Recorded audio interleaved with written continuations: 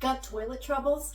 I have 3 really weird but really useful tips, and it will save not only your sanity, but your porcelain throne. Before you snake that toilet and scratch up your porcelain bowl, grab a pool noodle or an insulation tube and pass the snake through. And this way, you can still snake, but you won't scratch up. And when you're done, you just toss the tube. Next up, you can plunge without the mess. Take a plastic trash bag, pass your plunger through the bag.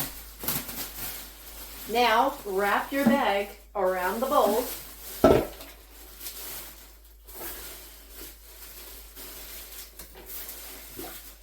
And plunge away. Pick it up, and now you can go wash it. Next up is that ring around the potty. It's that little line of mineral deposits that you cannot just scrub away, no matter how much bleach or disinfectant you put in. You're going to take an emery board, a good old paper nail file. Use the softer side, get in the water, and just scrub away at that line very gently. You won't scratch the porcelain, and you'll get rid of that ring around the potty for a couple of years.